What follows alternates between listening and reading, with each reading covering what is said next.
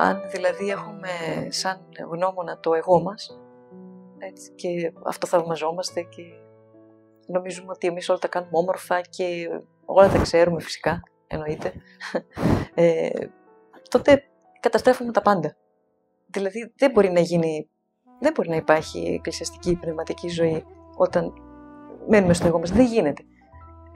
Θυμάμαι που έλεγε η μακαριστή Γερόντισσα Γαβριλία, πώς σταματάει η επικοινωνία των ανθρώπων, πώς μπορεί εύκολα να σταματήσει. Έχω ένα πονοκέφαλο, λέω. Και λέτε κι εσείς, αχ, εγώ να δεις. Και λέει, τώρα τέλειωσε η κουβέντα μετά από αυτό.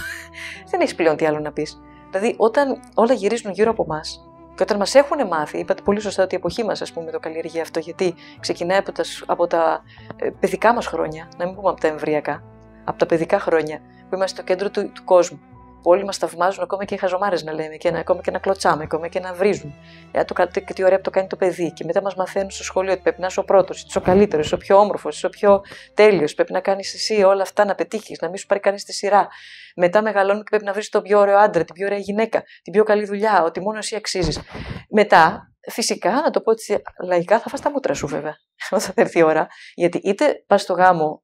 Δεν θα σε υποδεχτούν με τον ίδιο τρόπο, γιατί θα έχει ενδεχομένως μάθει και η γυναίκα σου ή ο άντρας σου με τον ίδιο τρόπο να ζει, επομένως δεν μπορείτε να συνυπάρξετε. Ή πας στο μοναστήρι, πάλι θα νομίζεις ότι πρέπει όλοι να σε υπηρετούν, να σε προσκυνούν, ότι είσαι καλύτερη, είσαι πιο άγια.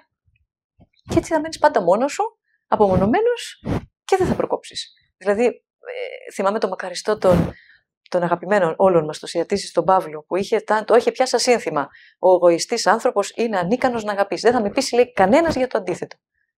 Ο εγωιστής άνθρωπος είναι ανίκανος να αγαπήσει. Και όταν πήγαινε κάποιος γονιός, που το παιδί του χαροπάλευε, τα είχε κάνει σαλάτα, το πω έτσι, και άρχισε και του λέγε, εγώ, στο τέλος, αν δηλαδή δεν προλάβαινε ο άνθρωπος να το καταλάβει και να μετανοήσει, του μίλαγε πολύ σκληρά για να μπας και τον ξυπνήσει, ας πούμε. Να καταλάβει ότι τι εγώ και εγώ, έχεις χαλάσει το σπίτι σου, έχεις καταστρέψει το παιδί σου και μένεις στο εγώ σου.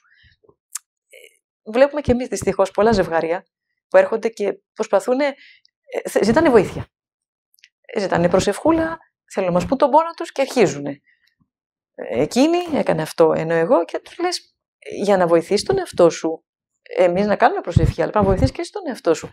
Αν ξεκινάς από το τι έκανε εκείνη, δεν θα βρεις ποτέ την άκρη. Ξεκινά από το τι έκανες εσύ και το τι μπορείς να κάνεις εσύ. Αφού το δικό σου κομμάτι μπορείς να διορθώσεις, του αλλουνού. Θυμάμαι πόσο σοφά το έλεγε ο Βολτέρος, που έλεγε ότι αν λέει είναι τόσο δύσκολο να γνωρίσεις τον εαυτό σου, φαντάσου πόσο μηδανικές πιθανότητες έχεις να γνωρίσεις τον άλλον.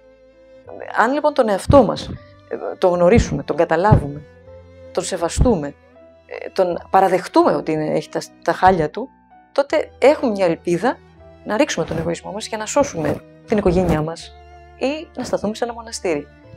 Δεν σας κρύβω, και εμάς πολλές φορές έρχονται κοπέλες που θέλουν να γίνουν μοναχές, αλλά είναι τόσο στραβός ο τρόπος που είναι μεγαλωμένες, που εάν τις αγγίξεις να τους πεις κάτι, δεν μπορούν, είναι ευαίσθητες.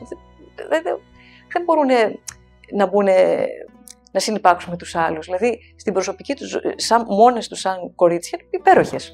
Αλλά το θέμα είναι σε ένα μοναστήρι ή στο γάμο, ή τα ίδια ακριβώς προβλήματα αντιμετωπίζουν και μετά τα παντρεύονται, τα βρίσκουν πάρα πολύ δύσκολα, γιατί έχεις έναν άλλον άνθρωπο που κι αυτός έχει τα δικά του θέματα. Πώς θα γίνει? Έλεγε ο πατήρ Γαβρίλ, θυμάμαι, τραβάει ένας από εδώ, τραβάει άλλος από εκεί. Δεν βγαίνει τίποτα. Και το παιδί στη μέση, συνήθως, ένα παιδί στη μέση. Αυτό είναι και αυτό που μας πονάει πιο πολύ, βέβαια.